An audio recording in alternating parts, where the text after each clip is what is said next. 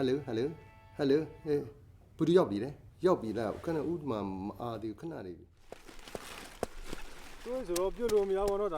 It's an overcast afternoon in the hilly countryside, and 5 guys are loading a funky Chinese farm truck with white mustard greens stacked 5 feet deep. Aside from the truck, there are few signs of modernity. No power poles, no chugging generators, no radios.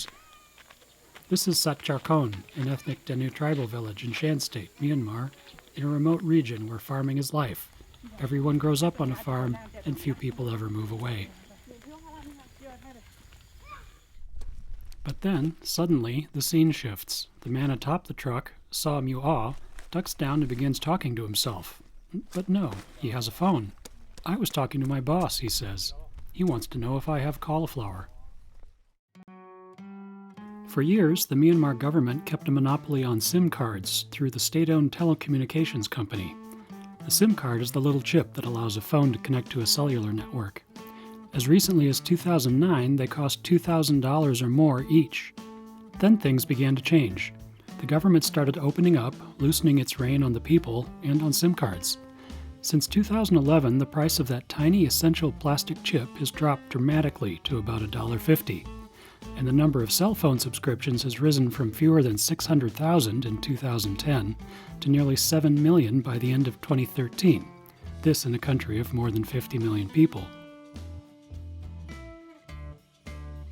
Suddenly, Burmese people everywhere have cell phones, and they are trickling to the farthest reaches of the countryside. This is due to increase even more rapidly with the introduction of 2 new private foreign cellular service providers by the end of the year.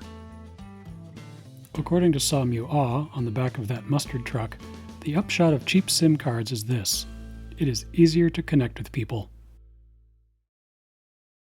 Still, there are challenges, namely money. Technology changes are happening more quickly and thoroughly in Myanmar's towns and cities, where incomes are higher. Burmese people can buy knockoff Chinese iPhones for $70, but the average Burmese makes about $1,700 a year, and often much less if they are farming.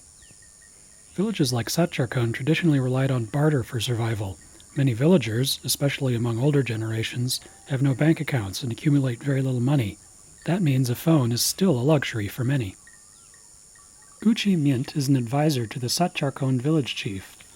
He lives in a large, airy wood and concrete house just down the road from where Saw Mu-ah is loading mustard. Uchi Myint has a Chinese Huawei smartphone, which he uses only for calls. He doesn't know how to use any of the smartphone functions. When he needs more minutes, he travels the rough 10-mile dirt road to Kala to buy a $5 top-up card. That $5 top-up lasts about 2.5 months, he says, because we only accept incoming calls. Uchi Myint may be a local bigwig, but he is also a vegetable farmer. When asked why he thinks the government lowered the price of SIM cards, Uchi Myint says,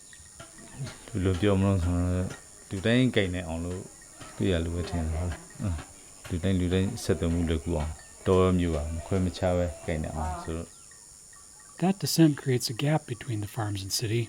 It's similar to the gap between Myanmar and most of the rest of Asia. It's a gap that is quickly shown by the comparative phone penetration rates between Myanmar and its 5 largest trading partners: China, Thailand, Singapore, Malaysia, and India. Myanmar's rates are similarly low even when just compared to the rates of other developing countries.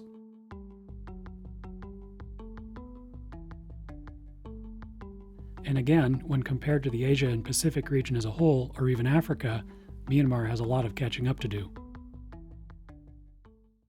In the economic capital, Yangon, Maung Lay, the vice chairman of the Union of Myanmar Federation of Chambers of Commerce, lays out the problem succinctly. But in fact, you have to reset your watch about 50 years back. We are that far behind.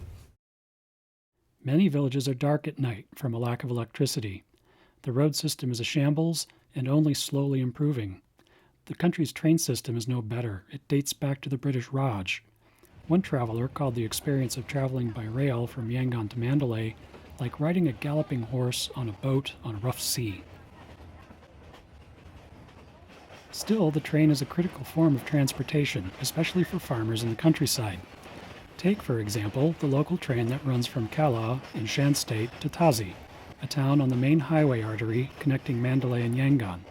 It is 100 kilometers in 2 hours by road, but about 9 hours by train. Yet this is how many farmers, like those in Satcharkon, get their produce to larger markets. It's a slow system, ripe for some improvement. Cell phones are helping to make that happen. In years past, many farmers had no way of communicating directly with middlemen, buyers, or wholesalers unless they went in person. They didn't know what buyers specifically wanted or needed. Now, as Som Yua says, he can take calls from his boss, a buyer, who tells him, "Please send cauliflower," and the next day that cauliflower is on the train. On a Saturday in May, several markets worth of cauliflower, tomatoes, limes, potatoes, and, of course, mustard, fill the cargo cars on the Kalal to Tazi train. Produce is stuffed in sacks beneath the seats. Traders on the train will pick up more vegetables at tiny mountain stations along the way, and all that will be resold in Tazi and transported and resold again in Mandalay and Yangon. In Mandalay, the country's second largest city and the economic hub of the north, warehouse managers echo the farmers' thoughts about cell phones. Nini Tun has found improvement. He trades dried beans, the country's second largest export. It's easier now, since he got a phone. Before, farmers and middlemen like him had to meet face-to-face to make deals. Now it can be done much more quickly and cheaply on a phone. But that only started a couple of years ago. Down the road, Ko Mike, owner of Ong Chung Myat Rice Trading, talks about how technology has changed his life. A few years ago, he ponied up the money to get a smartphone and an expensive SIM card so he could talk directly with his workers and other traders at the Chinese border.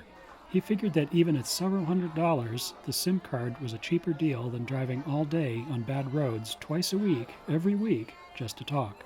Now he connects with people at the border through his big white Samsung phone. And now, in addition to calling his workers at the border, he shares price information with other Burmese traders on a private Facebook group.